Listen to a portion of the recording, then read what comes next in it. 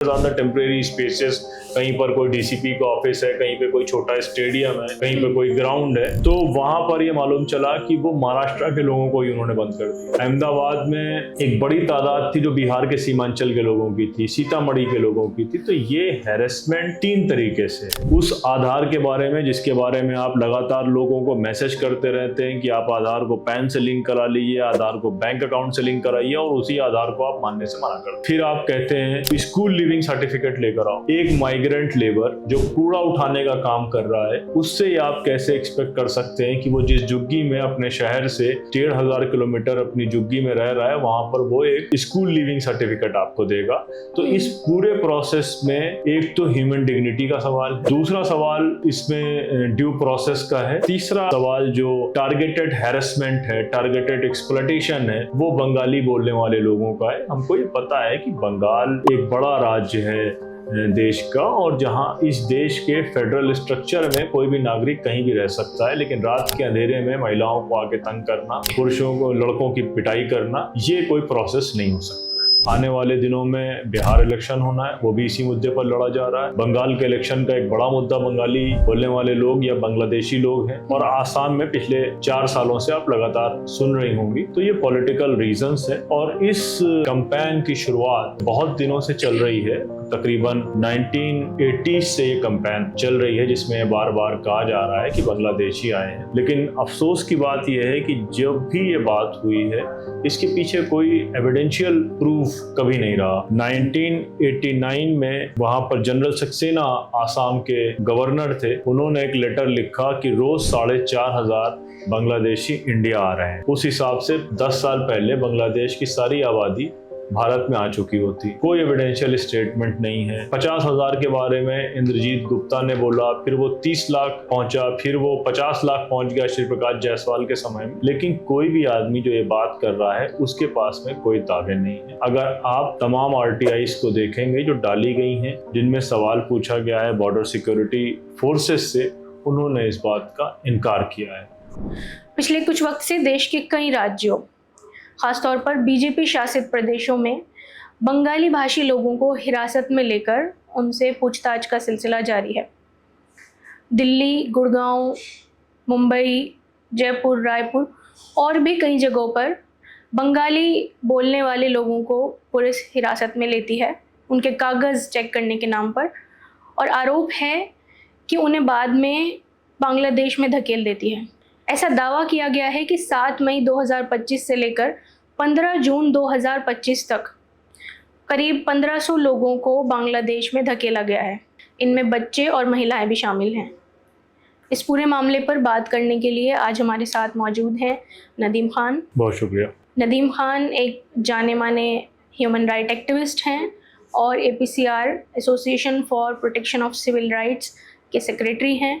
पिछले दिनों जहाँ जहाँ पर भी पुलिस का क्रैकडाउन हुआ बंगाली बोलने वाले लोगों पर, वहाँ नदीम खान पहुँचे हैं, और एक प्रेस कॉन्फ्रेंस कोलकाता में भी हुई, उसमें भी आप शामिल रहे। बहुत बहुत स्वागत है नदीम साहब आपका मकतूब के इस इंटरव्यू में। तो पहला सवाल जो मेरा ये है आपसे, वो यही कि ये सब प्रक्रिया कब शुरू हुई, जिन राज्यों में हो रही है, जो भी सरकारी एजेंसियाँ लोगों को, बंगाली बोलने वाले लोगों को खिलाफ ये प्रक्रिया कर रही हैं, कैंपेन शुरू किया हुआ है, तो इसकी वजह क्या है? देखिए, ये पूरा एक नैरेटिव सेटिंग है।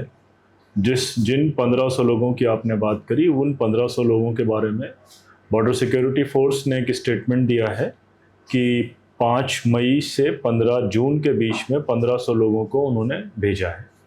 350 लोगों के बारे में ये बात हुई है इस असम के चीफ मिनिस्टर के द्वारा, और 2 इंसिडेंट रोहिंग्या के हैं। आसाम में मचिया माटन के इलाके में जो रोहिंग्या का डिटेंशन सेंटर था, जहाँ पे वो रह रहे थे, वहाँ से 100 लोग भेजे गए हैं। और उसके अलावा 40 लोगों की बात ये हुई है कि जिनको प्लेन में अंडमान भेजा गया, और अंडमान में उनके हाथ पैर बांध के और आंखों में पट्टी बांध के, लाइफ जैकेट पहना के उनको भेज दिया गया। इस प्रोसेस में बहुत से लोग वो निकले हैं जो इंडियन सिटीज़न थे, जिसमें एक निज़ाम करके आदमी था, जो स्कूल टीचर था, एक आर्मी ऑफिसर का बेटा था, वो भी निकला है। तो ये फासिस्ट ताकतों की हमेशा ये कोशिश होती है कि वो एक आर्टिफिशियल इनेमी क्रिएट करना चाहते हैं। इनेमी विद इन कौन है? तो अब बंगाल में इलेक्शन होने हैं और आसाम में इलेक्शन होने हैं। आसाम के जो चीफ मिनिस्टर हैं उन्होंने तो यहाँ तक कहा कि वो संविधान की बात भी नहीं मानते हैं।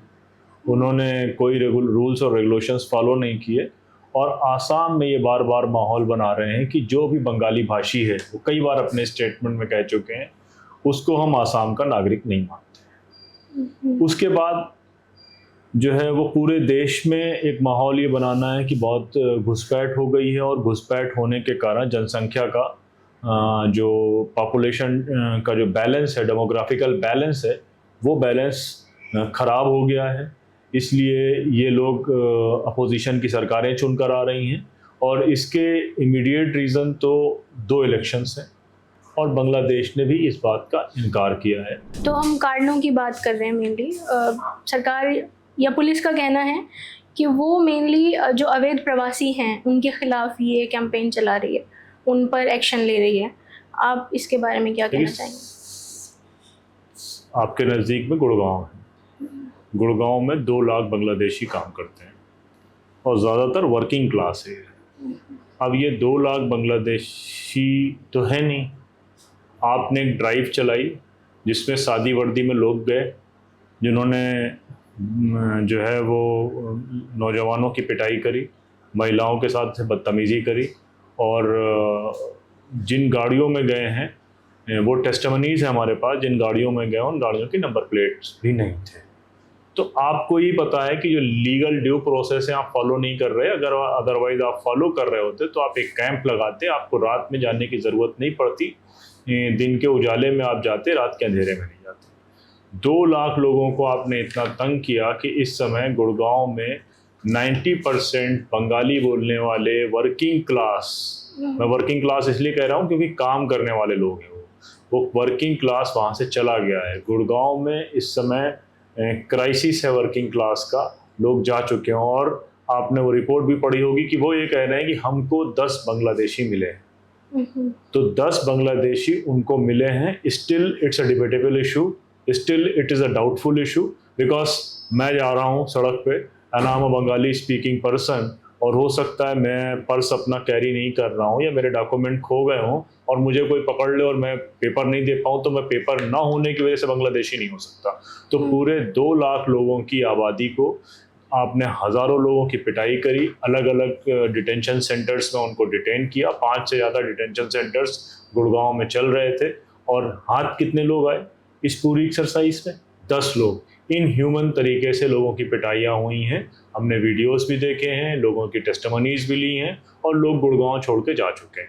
आपका ये सवाल था कि ये कब से शुरू हुआ, तो मैं कह रहा था कि ये आसाम में एक डिबेटेबल इशू है और आसाम में बहुत समय से ये बातचीत चल रही है कि आसाम में बंगाली बोलने वाले ज़्यादा हो रहे हैं। जब आसाम के जो चीफ मिनिस्टर हैं, जिनका काम ही यही है, हेमंत बिस्वा शर्मा को जब झारखंड के चुनावों का इंचार्ज बनाया गया वहाँ पर स्टेट इलेक्शन का, तो सबसे पहले उन्होंने ये बात कही कि वहाँ पर बहुत से बंगाली आ गए हैं और वो बांग्लादेशी आ गए हैं और बांग्लादेशी जो हैं यहाँ की आदिवासी महिलाओं उनके साथ शादी करके और यहाँ सेटल हो रहे हैं।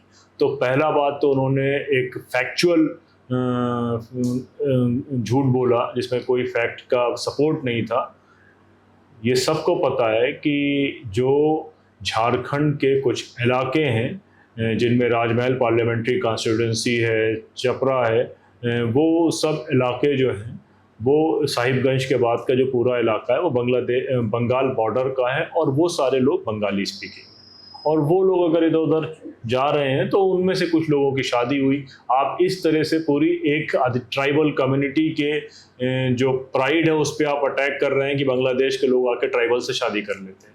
ये नैरेटिव उन्होंने खड़ा किया और ये नैरेटिव उनको खड़ा करने का मतलब एक आर्टिफिशियल एनिमी बिल्डअप करना था, क्योंकि झारखंड के तो बॉर्डर भी बांग्लादेश से नहीं मिलते हैं।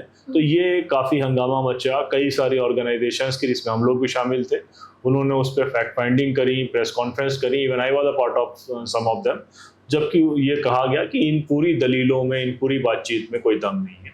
फिर ये डिबेट शुरू हुआ। फिर उसके बाद महाराष्ट्र के अलग अलग शहरों में, छत्तीसगढ़ में और राजस्थान में ये अलग अलग सिलसिला शुरू हुआ जो आज तक जारी है। तो आपने भी बात बताया कि कुछ बांग्लादेशी पकड़े हैं, तो पुलिस ने मतलब इनको किस आधार पे बांग्लादेशी माना? पुलिस ने क्या कोई वहाँ का कागज इनके पास पुलिस मिला ने है? ये सिर्फ स्टेटमेंट दिया है कि 10 लोग इस पूरी एक्सरसाइज में हमको बांग्लादेशी मिले हैं। किस बेसिस पर उन्होंने उनको पकड़ा है इसका उन्होंने कोई जवाब नहीं दिया है। उनको पकड़ने का रीज़न क्या है उसका कोई जवाब नहीं दिया। कागज़ थे या नहीं थे, या उनके पास से बांग्लादेशी कागज़ मिले हैं, ये भी नहीं मालूम है। अगर लोगों को इतना पीट पीट के बोला जा रहा है कि आप ये कहें कि वो बांग्लादेशी हैं, तो कौन पिटाई के सामने पुलिस की रुकेगा? अब क्या उनके पास में कोई बांग्लादेशी डॉक्यूमेंट मिले हैं, या उनके पास में इंडियन होने के डॉक्यूमेंट नहीं थे, तो आपने ऑटोमेटिकली कंसीडर कर लिया कि दे आर द बांग्लादेशीज? और डॉक्यूमेंट वो लोग क्या मतलब किन मान रहे हैं, किन डॉक्यूमेंट्स के हमने लिए? जिन लोगों से बात करी वो वही जो SIR के डॉक्यूमेंट चुनाव आयोग लेकर आया है। जिन बच्चों ने उनको आधार कार्ड दिखाए, उनकी पिटाई हुई, आधार कार्ड नहीं माना गया। इलेक्शन कार्ड दिखाए, उसको भी नहीं माना गया। किसी ने मुझे बताया कि पैन कार्ड भी नहीं माना। और पासपोर्ट कितने % लोगों के पास होता है? पासपोर्ट तो बहुत रेयर होता है, और जिनके पास होता है वो छोटे छोटे झुग्गियों में यहाँ रह रहे हैं। वहाँ पे पासपोर्ट होने वाले कितने लोग होंगे और पासपोर्ट रखने वाले कितने लोग होंगे?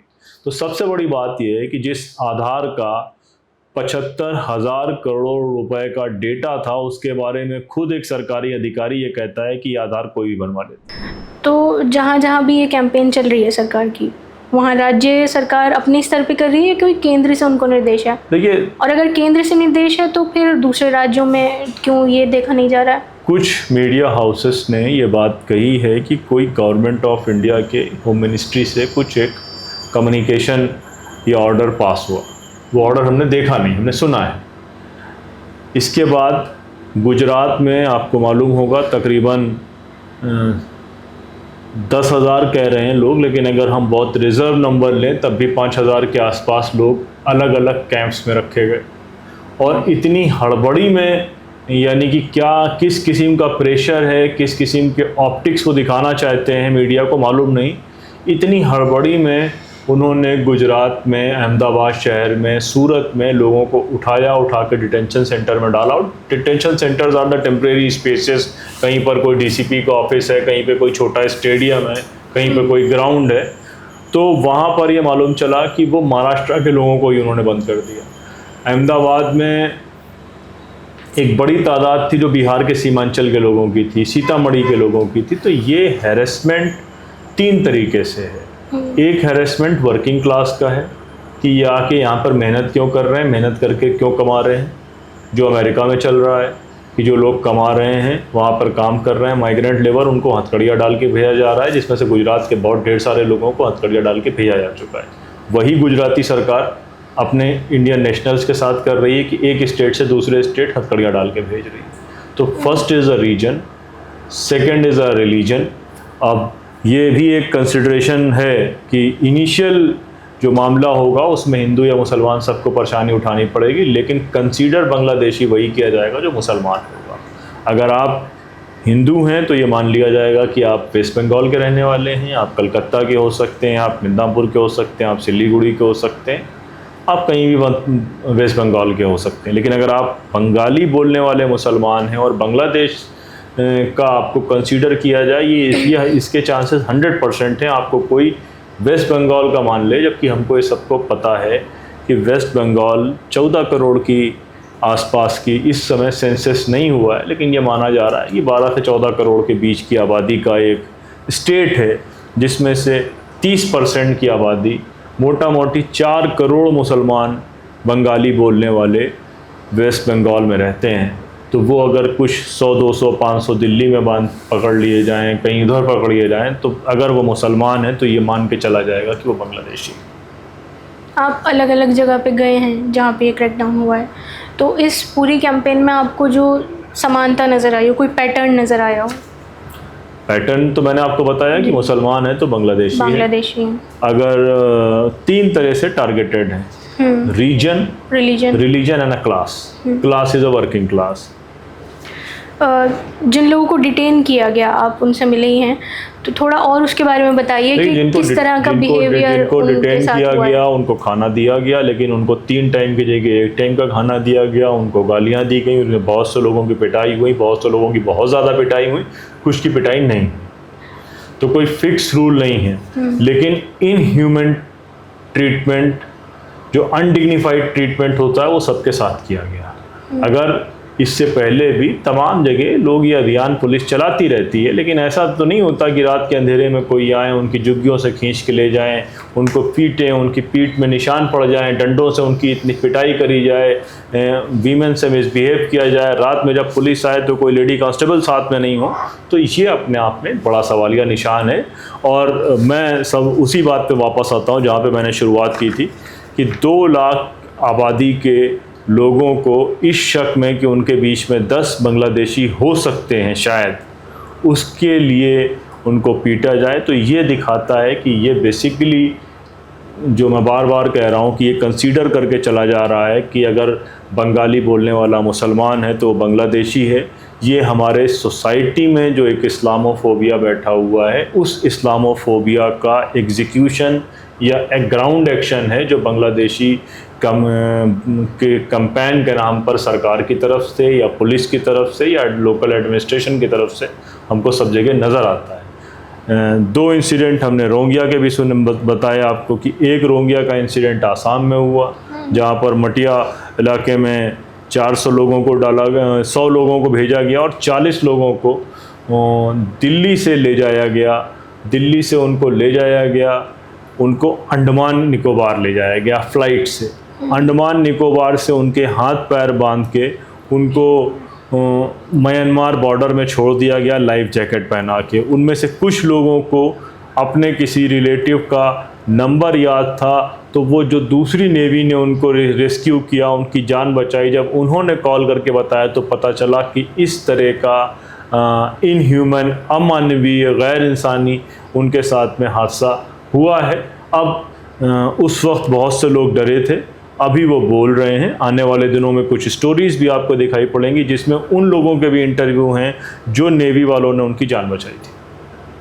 आपकी मुलाकात हुई किसी ऐसे शख्स से जो बांग्लादेश से फिर लौट कर आए हैं वापस? नहीं, ऐसे लोगों से मुलाकात नहीं हुई, लेकिन मेरी टेलीफोन पे उनसे बात हुई। अच्छा, तो ये जो पूरी कैंपेन है, इसका जो फ़ायदा हो रहा है सरकार को या किसी को भी, क्या उसका मतलब असर नज़र आ रहा है, दिख रहा है? तो ये उन्होंने ये बात तो डाल दी है कि जब आप किसी से बात करेंगे तो वो ये बात कहेगा कि हाँ हाँ बांग्लादेशी हमारे यहाँ हैं। तो ये सुबह शाम जो कारपोरेट मीडिया के या जो सो कॉल्ड भाजपा का मीडिया है, वो मीडिया ने रोज़ बांग्लादेशी बांग्लादेशी बांग्लादेशी कह के ये बात बताने की कोशिश करी है कि इस देश से बांग्लादेशी हैं। अब सवाल ये पैदा होता है कि बांग्लादेश की मुद्रा, बांग्लादेश का पैसा भारत के पैसे से मजबूत है। ह्यूमन डेवलपमेंट इंडेक्स के जितने भी क्राइटेरियाज हैं, इधर इट इज़ इन हेल्थ और इट इज़ इन एजुकेशन और वॉट एवर, उसमें सारे क्राइटेरियाज में इस समय बांग्लादेश भारत से आगे है। और दूसरी बात ये कि जब आप ये बार बार कह रहे हैं कि बांग्लादेश से लोग आ रहे हैं, तो आप जो हमारी सेनाएं या सीमा सुरक्षा बल हैं, आप उनकी कैपेसिटी में डाउट क्रिएट कर रहे हैं। ये एक हिस्टोरिकल फैक्ट्स हैं हमारे कि बंगाल एक बड़ा ताकतवर राज्य था जिसको 2 हिस्सों में बांटा गया, जिसमें 30% मुसलमानों की आबादी थी। आसाम का एक हिस्टोरिकल फैक्ट्स है कि आसाम में कई शहर एडमिनिस्ट्रेटिव रीज़न से वो आसाम, बंगाल के कई शहर आसाम में डाले गए। पहले आसाम में डाले गए, फिर वापस बंगाल में लिए गए और फिर आसाम में डाल दिए गए। लेकिन जिस तरीके से ये पूरा माहौल बनाया जा रहा है, तो जाहिर सी बात है कि आज के दौर में किसी को लॉजिक की या हिस्टोरिकल कंटेक्स्ट को समझने की ज़रूरत नहीं, वो तो सिर्फ एक व्हाट्सएप मैसेज से समझता है। अब किसी आदमी से आप बात करें तो वो बंगालियों को रोहिंग्या समझने को तैयार है। रोहिंग्या कितने हैं पूरे देश में, और जिन रोहिंग्या को यहाँ से भेजा गया है उनके पास में यूनाइटेड नेशन के कार्ड्स थे। तो वहाँ भी ड्यू प्रोसेस का फॉलो नहीं किया गया। इससे मालूम चलता है कि आप चाहे वो यूनाइटेड नेशन का कार्ड लिए हों, चाहे इस देश का आधार कार्ड लिए हों, चाहे आप इस देश का वोटर आईडी कार्ड लिए हों, चाहे पैन कार्ड लिए हों, अगर आप मुसलमान हैं तो आपको इस पूरे प्रोसेस से गुजरना पड़ेगा। अब जाहिर सी बात है कि ये अभी तक पुलिस अपने लेवल पर कर रही थी। आसाम में ये एक इंस्टीट्यूशनलाइज तरीके से हुआ, जिसमें उन्होंने एनआरसी को इंट्रोड्यूस किया। आसाम में पहले बॉर्डर पुलिस बनाई गई, तकरीबन 2 लाख लोगों को उन्होंने डाउटफुल सिटीज़न बताया। फिर एनआरसी करी गई, जिसमें 19,66,000 लोगों को सिटीज़नशिप से बाहर कर दिया गया है। अब उसी इंस्टीट्यूशनलाइज तरीके से जो देश में रह रहे लोग हैं उनको विदेशी बनाने का कार्यक्रम पूरे देश में होगा।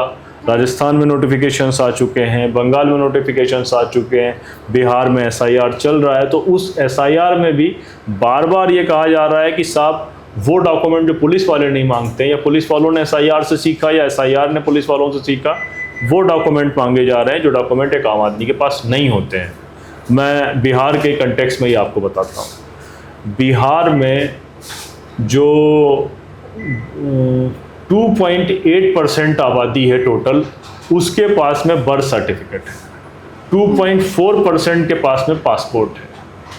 5% लोग वो हैं जो सरकारी नौकरियों में हैं, और 19% लोग वो हैं जिनके पास में ये वाले स्कूल के बर्थ सर्टिफिकेट हैं। यानी कि 50% आबादी, उसमें अगर हम कास्ट का भी जोड़ लें, बाकी भी जोड़ लें, जिनके पास कास्ट सर्टिफिकेट्स हैं, सबको जोड़ने के बाद भी 50% से ज़्यादा आबादी वो रह जाती है जिनके पास में कोई पेपर नहीं है। तो जो जिनके पास में कोई पेपर नहीं है, अगर वो मुसलमान हुआ तो उसको आप बांग्लादेशी कंसीडर कर लेंगे, और अगर कहीं धोखे से वो बंगाली बोलने वाला मुसलमान हुआ तो आप 100% उसको बांग्लादेशी मान लेंगे। तो जिस तरह का एक माहौल बना दिया गया है, मुझे अब ये डर लग रहा है कि पूरा माहौल नफ़रत का, लिंचिंग का ऑलरेडी इस देश में है। अब जिस तरीके से बंगालियों के ख़िलाफ़ माहौल बना दिया गया है, तो इस देश में बंगाली बोलने वाला मुसलमान सुकून से ट्रैवल भी कर सकता है ट्रेन में, पब्लिक ट्रांसपोर्ट में, बस में, या नहीं, ये भी अपने आप में एक बड़ा सवाल है। गुरुग्राम में तो ये भी देखा गया कि जो असम के मुस्लिम्स थे, उनके एनआरसी सर्टिफिकेट को भी नहीं माना पुलिस ने। मैंने बताया ना कि पुलिस तो कोई पेपर ही नहीं मांग रही है। तो अब सवाल ये है कि पुलिस को ये अख्तियार किसने दिया है कि वो कौन से पेपर तय करेंगे, कंसिडर कि किसकी क्या सिटीजनशिप है, क्या पासपोर्ट से सिटीजनशिप तय होगी, या उस पेपर से तय होगी जिनकी जो 2.8% या 2.4% ही है पासपोर्ट या बर्थ सर्टिफिकेट। क्योंकि बिहार और बंगाल में कोई ख़ास तो हालात में फ़र्क नहीं होगा। तो अगर यहाँ 2.8 है तो यहाँ 3% होगी, यहाँ 3% है तो यहाँ 2.5% होगा। एक आखिरी सवाल, प्रवासी मज़दूरों का डॉक्यूमेंटेशन भी अपने आप में एक अहम चीज़ है, तो आपको क्या लगता है कि इसको कैसे किया जाना चाहिए पूरा? देखिए, असल प्रॉब्लम ये है कि ये मैंने बंगाल में भी बंगाल के लोगों से बात करी, उनका ये कहना है तकरीबन 1.5 करोड़ के आसपास, 1,20,00,000 से 1.5 करोड़ के आसपास लोग हमारे यहाँ काम के लिए जाते हैं, बाहर जाते हैं, और एक पर्टिकुलर बेल्ट है वहाँ से ज़्यादा लोग जाते हैं। और सरप्राइजिंगली आपको ये पता है कि जो मुसलमान इलाके हैं वहाँ पर सबसे ज़्यादा गुर्बत के इलाके पूरे देश में आपको मुसलमान इलाके मिलेंगे। जैसे हम लोग यहाँ दिल्ली में बैठे हैं, दिल्ली के नज़दीक जो सबसे बैकवर्ड इलाका है, वो पूरे इंडिया का सबसे बैकवर्ड इलाका मेवात है। मेवात के पहले गुड़गांव है, मेवात के बाद भिवंडी है, मेवात के बाद मानेसर है।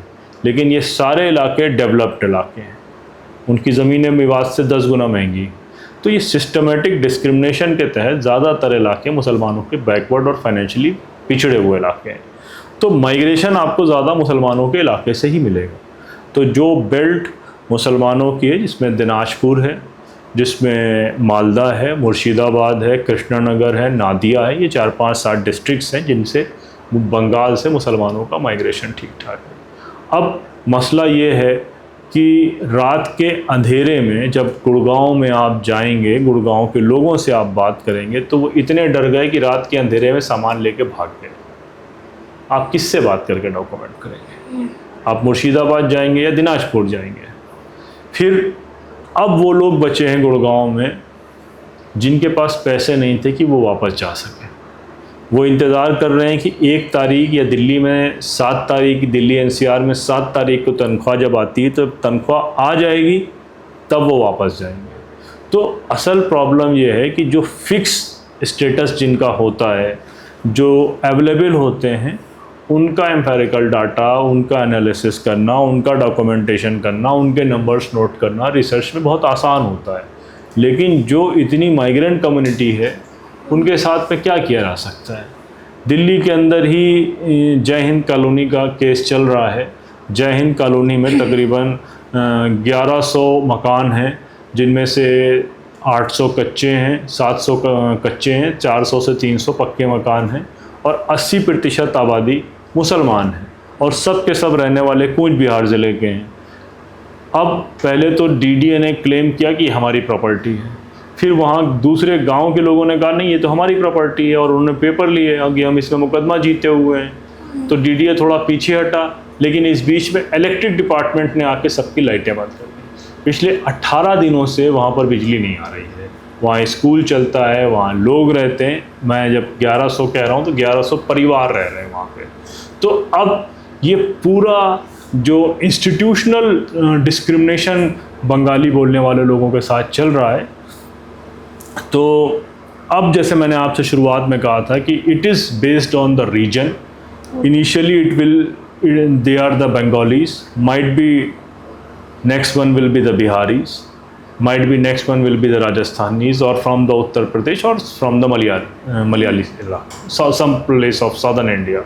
तो रीजन शिफ्ट हो सकता है। रिलीजन कांस्टेंट वही रहेगा, लेकिन रिलीजन में स्कोप ज़्यादा नहीं। लेकिन जहाँ जहाँ क्रिश्चियंस मिल रहे हैं, what is going on in Chhattisgarh, you know better than me. फिर क्लास, अभी वर्किंग क्लास या लोअर क्लास पे टारगेट है। जब लोअर क्लास को वैनिश कर लिया जाएगा तो फिर मुसलमानों पे, मिडिल क्लास पे, हमारे और आपके ऊपर टारगेट होगा। ये ग्रेडेशन हमने फासिज्म जहाँ जहाँ हुआ है उसी तरीके से देखा और ये बिल्कुल फासिज्म के पैटर्न को फॉलो किया जा रहा है। पहले किसी को आइडेंटिफाई किया जा रहा है, आइडेंटिफाई करने के बाद उनको बिल्कुल अलग किया जा रहा है, अदरनेस लाई जा रही है, बिल्कुल अलग किया जा रहा है, सेग्रीगेट कर लिया जा रहा है, फिर उनको पिटाई करी जा रही है। तो ये सब जगह होता है। बहुत शुक्रिया। बहुत शुक्रिया। Thank you very much. Thank you so much.